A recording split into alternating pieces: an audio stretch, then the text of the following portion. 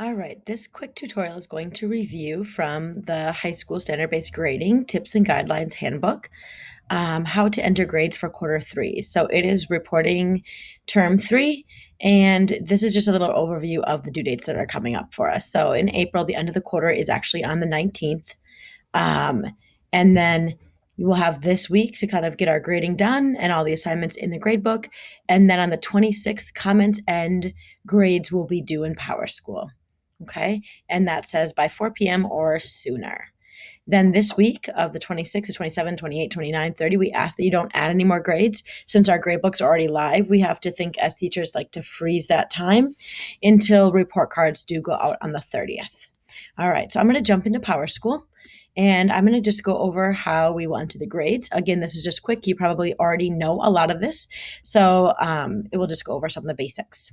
So I'm going to jump into my Power Teacher Pro and, of course, navigate to the class that I am going to be doing my final grading for. Again, at this point, most of your assignments will have already been entered and all those will be graded.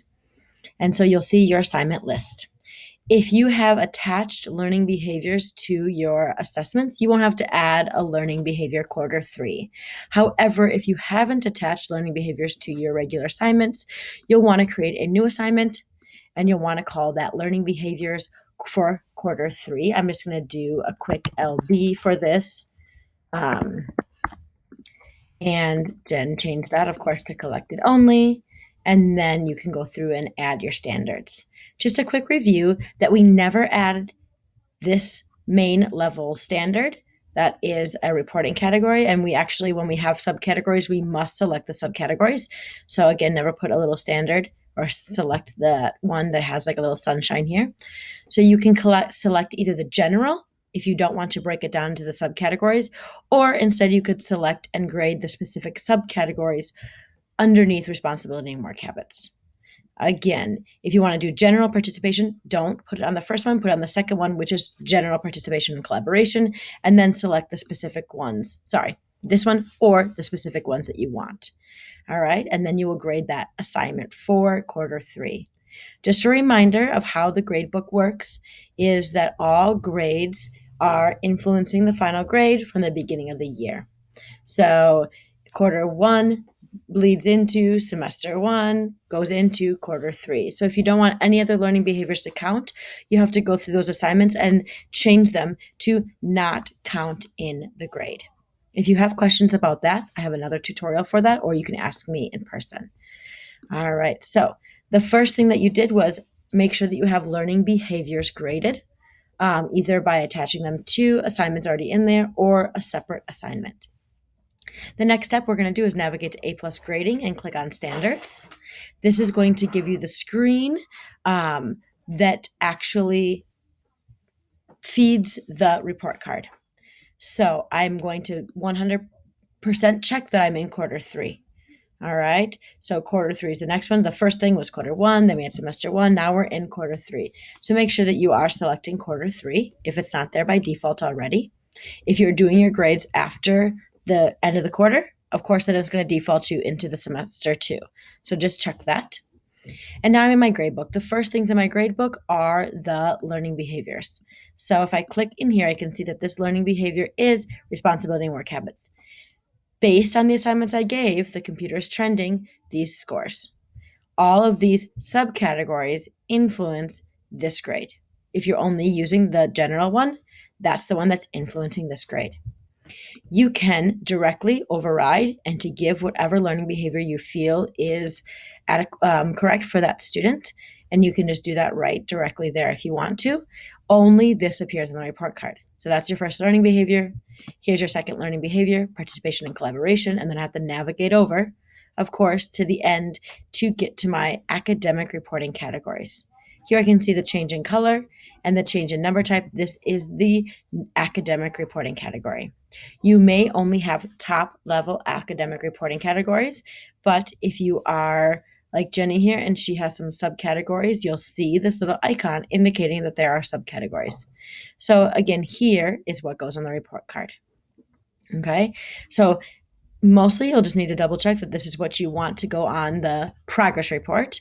So quarter three is not actually a report card, it's the progress report, and you can override there if you wish. All right. If you want to dig in deeper to why a student has a certain score, remember that when you're on this grade, you could click on this little graph and kind of see how that grade is being trended. Okay. Remember, the last three are the ones that are counting towards that grade. And even from this screen, you could override here.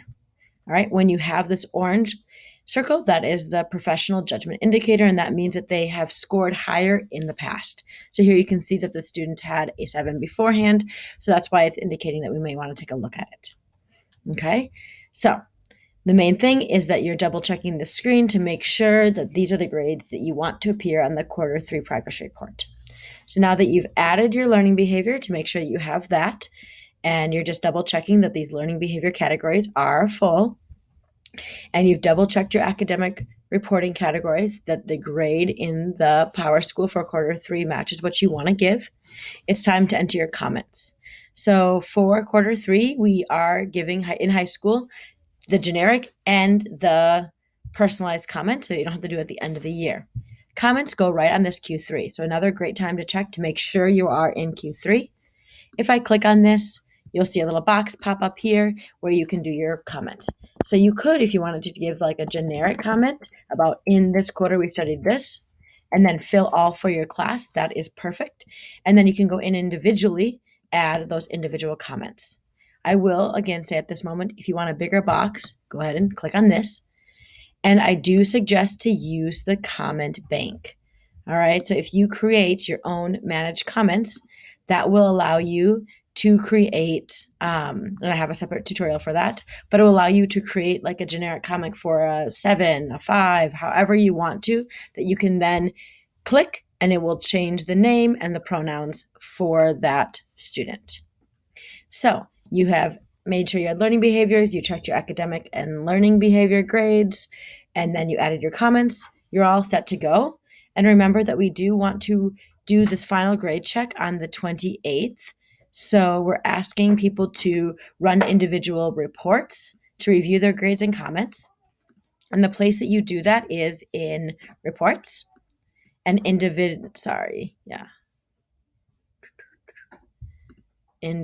student report.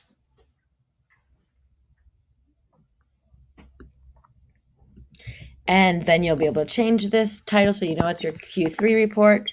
You can select the classes that you want to include in that. And then the data that you need is only course grades and course grade comments. You do not need, you need that one? You do not need these other category totals. Okay, so you want to see the standards final grades, you want to see the course grades and comments. All right, those are the two fields that you'll need. You have the reporting term selected. You don't need any of this, and then you can say run report. I have another tutorial that goes specifically through that if you want to review that. However, that brings us to the end of our review of how to enter grades. If you have any questions, please let me know.